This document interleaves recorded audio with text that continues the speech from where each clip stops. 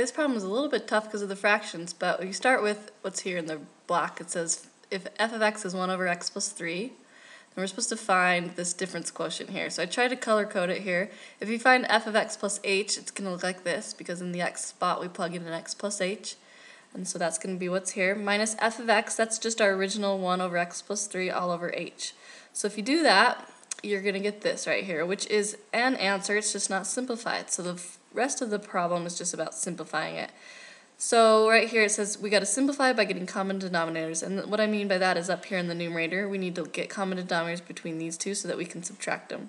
So I multiplied by x plus 3 over x plus 3 for this fraction, and I multiplied by, if you can tell here, x plus h plus 3 over x plus h plus 3 for this fraction.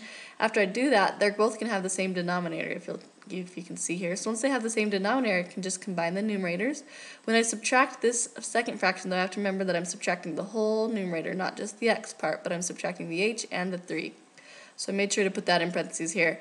And when you subtract fractions, if they have the common denominator, you can just leave the denominator the same. And then this is all over h still. So I'm still kind of working up here, just remembering that the h is down here at the bottom. So once I do that, I can actually cancel some things up here.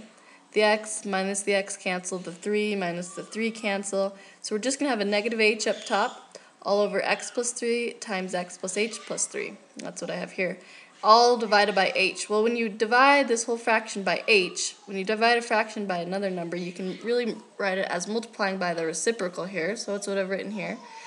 Which now I can see that the h's are going to cancel. So my final answer here, left in factored form, the denominator is going to be negative 1 over x plus 3 times x plus h plus 3. And that's my final answer.